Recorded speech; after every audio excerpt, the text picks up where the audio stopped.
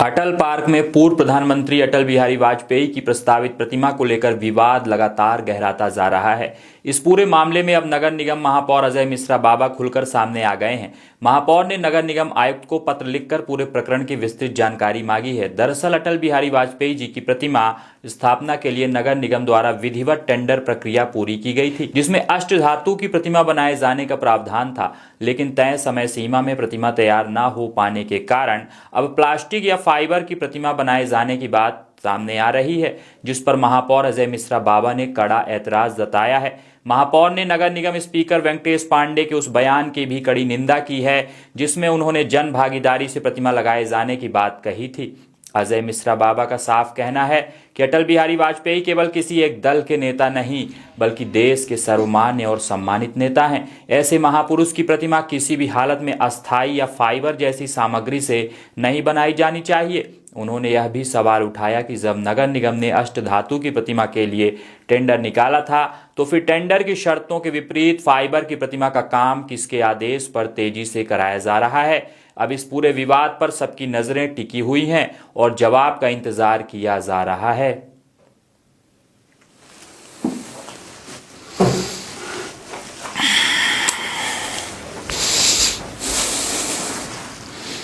कुछ खेद व्यक्त किया है क्या मामला? देखिए क्या है कि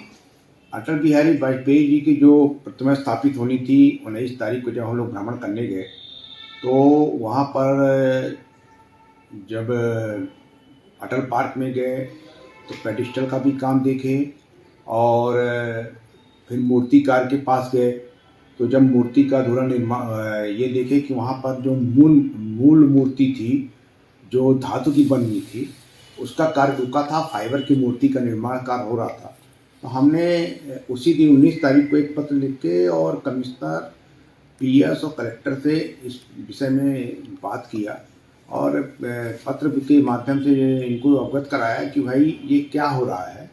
कि जब 94,72,255 रुपये की नगर निगम ने धातु की प्रतिमा जो कि 14 फुट के लगभग बनेगी उसका निविदा की है, तो ये प्लास्टिक की फाइबर की प्रतिमा बनाने का क्या औचित्य है। उसके बाद एक बयान आया और समाचार पत्रों के माध्यम से, तो हमने कमिश्नर को आज 22 तारीख को एक पत्र लिखा। अब पत्र में हमने ये लिखा कि देखिए अटल बिहारी वाजपेयी जी सर्वमान्य नेता है और भारत रत्न है, दलगत राजनीति से हट के, और महापुरुषों की जो प्रतिमा होती है हमारे वैदिक रीति रिवाज के अनुसार से जो परंपरा है, यह कि पत्थर की बनाई जाती है या कि धातु की बनाई जाती है। प्लास्टिक और फाइबर की प्रतिमा तो कभी नहीं बनाई जाती और प्लास्टिक या फाइबर कचरा माना जाता है। तो महापुरुषों की प्रतिमा अगर प्लास्टिक और फाइबर की भारतीय जनता पार्टी के अध्यक्ष बोल रहे हैं, बयान अपना दे रहे हैं कि हम बना कर लगाएंगे और फिर बाद में जब मूर्ति उसकी बन जाएगी मेटल की तो उसको हटा देंगे, तो मैं ये बताना चाहता हूँ कि जो महापुरुष होते हैं उनकी एक बार प्रतिमा लग जाती है, वहाँ से पृथक कर फिर अन्य प्रतिमा नहीं लगाई जाती है। और वो ये बता रहे हैं कि वो 30 वर्ष तक रहेगी, उसका रखरखाव अच्छे से होगा। तो हमको शंका हुई, तो हमने कमिश्नर को पत्र लिखा है और उनसे 5-6 बिंदुओं पर जानकारी मांगी है कि फाइबर की प्रतिमा लगाने का आदेश किसके द्वारा दिया गया, उक्त प्रतिमा लगाने हेतु जन भागीदारी से कितनी राशि नगर निगम या कलेक्टर कार्यालय में जमा कराई गई, प्रतिमा की लागत कितनी है और इसे निर्माण हेतु किस एजेंसी को कब दिया गया, प्रतिमा यदि शासकीय निधि से नहीं बल्कि पार्टी विशेष से लगाई जा रही है तो नगर निगम द्वारा पेडिस्टल एवं अन्य निर्माण में व्यय क्यों हो रहा है, पार्क के अंदर एवं निगम द्वारा निर्मित किए जा रहे पेडिस्टल में प्रतिमा लगाए जाने की अनुमति ली गई या नहीं, फाइबर की प्रतिमा अनावरण होने के बाद उसी स्तर पर धातु की प्रतिमा लगाने का क्या औचित्य होगा, क्या निगम द्वारा प्रतिमा निर्माण हेतु किए गए अग्रिम भुगतान की राशि वापस एवं अनुबंध विखंडित की कार्रवाई की जाएगी, पेडिस्टल एवं अन्य व्यय की राशि जन भागीदारी से ली जाएगी, यदि फाइबर प्रतिमा जिसकी लाइफ 30 साल है और रख रखाव के बाद अधिक हो जाएगी का अनावरण होता है, तो फिर धातु की प्रतिमा लगाने का अर्थ आर्थिक अनियमितता कारण धातु की प्रतिमा भी रख रखाव की आवश्यकता होती है। तो मेरा ये कहना है कि अगर फाइबर की प्रतिमा लगा रहे हैं तो उसकी अनुमति कब ली गई, और अगर वो 30 साल के बाद भी रह सकती है तो धातु की भी प्रतिमा जो लगेगी उसका भी मेंटेनेंस होता है। तो ये आर्थिक अनियमितता की श्रेणी में आ गया और नगर निगम कटघरे में खड़ा हो जाएगा। तो इसलिए मैंने एक पत्र लिखा है आज, उसकी एक कॉपी कलेक्टर को, प्रमुख सचिव को भी भेजा है कि भाई इसका जवाब दीजिए आप लोग कि ये जो निविदा नगर निगम ने की है वो पार्क नगर निगम का है, पेडिस्ट्रियल नगर निगम बना रहा है, तो क्या फाइबर की प्रतिमा का भी कहीं से आदेश दिया गया क्या? ये सब जानकारी हमने आज पत्र लिखा है, कमिश्नर से हम जवाब मांगेंगे। कल हमारी MIC की बैठक को जवाब देंगे। 2 महापुरुष का हमेशा कांग्रेस पार्टी ने सम्मान किया और दलगत राजनीति से हट के कांग्रेस पार्टी ने हमेशा महापुरुषों का सम्मान किया। वो किसी भी पार्टी के, किसी के दल के नहीं होते।